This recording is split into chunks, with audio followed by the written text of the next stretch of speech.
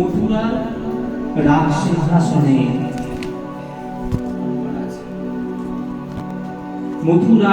সিংহাসনে কংস বসে আর প্রজাদের উপর অত্যাচার করতে লাগলেন।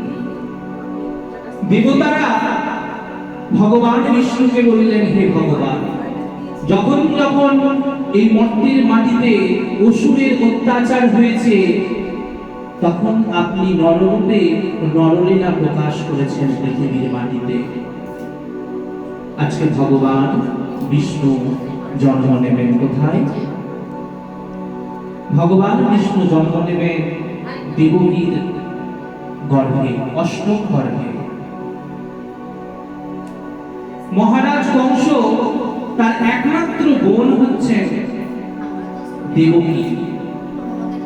কংসের এত ভালোবাসা, এত আদর তার একমাত্র বোন, একমাত্র ভগিনী দেবকীর উপরে, যাকে না দেখে কংস এক মুহূর্ত থাকতে পারতেন না। আজকে দেবকীর বিবাহের ব্যবস্থা হলো কোথায়? সত্যের পূজারী বসুদেবের সঙ্গে। আর কংস নিজে দেবকী বসুদেবের বিবাহ দিয়ে দেবকীকে বললেন, বোন তুই চিন্তা করিস না, আমি নিজের হাতে রথসজ্জা করে তোকে শ্বশুরালয়ে পৌঁছে আসব। আজকে ভগিনী দেবকী আর ভগিনীপতি বসুদেবকে রথে বসিয়ে কংস চলেছেন কোথায়? তার বোনের শ্বশুরালয়ে। যেতে যেতে হঠাৎ ঠিক পথ মাঝে দৈববাণী হলো,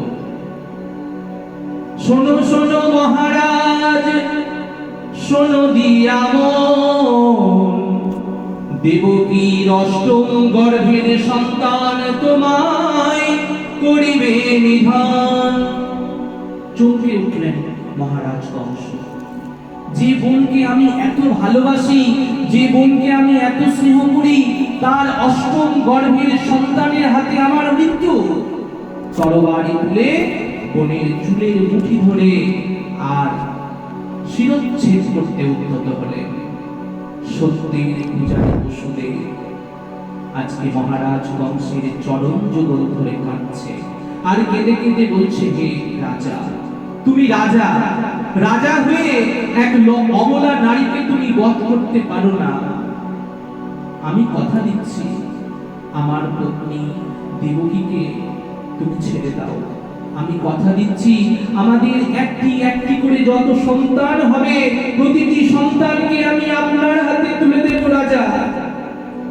কংস বললেন, বসুদেব তোমার উপরে আমার বিশ্বাস আছে, কারণ তুমি হচ্ছ সত্যের পূজারী, কিন্তু আমার বোন দেবকী সে যে নারী জাতি, তার যে অনেক মায়া, সে পারবে না তার একটি একটি করে সন্তানকে আমার হাতে তুলে দিতে।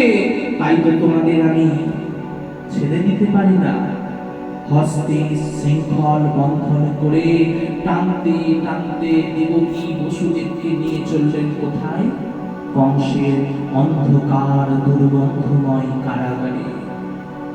আর সেই কারাগারের দরজায় এসে বলছে কংস, শোনো দেবকী, শোনো বসুদেব, আজ থেকে তোমাদের স্থান আমার এই অন্ধকার দুর্গন্ধময় কারাগার। আজকে কারাগারে দেবকী আর বসুদেব থাকতে লাগলো। একটি একটি করে যত সন্তান হয় প্রতিটি সন্তানকে বসুদেব দেবকীর কাছ থেকে তুলে নিয়ে গিয়ে কংসকে দেয়। আর কংস প্রতিটি সন্তানকে পাথরে আছাড় দিয়ে মারে। শেষে যখন অষ্টম গর্ভের বেলায় শঙ্খ চক্র গদা পদ্মধারী নারায়ণ ভূমিষ্ঠ হবেন কংসের কারাগারে, সেই অন্ধকার কারাগার চারিদিকে আলোর রোশনায় ভরে গেল। চারিদিকে পুষ্প পরিশন হচ্ছে, দুর্গন্ধময় কারাগার সুগন্ধে পরিণত হলো। ভূমিষ্ঠ হলেন শঙ্খ চক্র গদা পদ্মধারী নারায়ণ কৃষ্ণ রূপে। হঠাৎ দৈববাণী হলো, শোনো বসুদেব শোনো, আমার মায়ায় পৃথিবীর লোক এখন ঘুমে অচেতন হয়ে রয়েছে। যাও যাও, তুমি এক্ষুনি তোমার সেই পুত্র সন্তানকে মাথায় করে নিয়ে যাও নন্দালয়ে। এক্ষুনি মা যশোমতী কন্যা সন্তান প্রসব করেছে, তুমি তার কাছে তোমার এই সন্তানকে রেখে এসে তুমি তার কন্যা সন্তানকে নিয়ে তোমার দেবকীর কোলের কাছে শুইয়ে দাও, যাও। মহা এদিকে সারা পৃথিবীর লোক কিছু জানতে পারবে না। দৈববাণী শুনে বসুদেব একটু দেরি করলো না, সঙ্গে সঙ্গে সেই সন্তানকে কি করলো, একটি ডালির মধ্যে নিল, মাথায় করে নিয়ে চলে যাচ্ছে।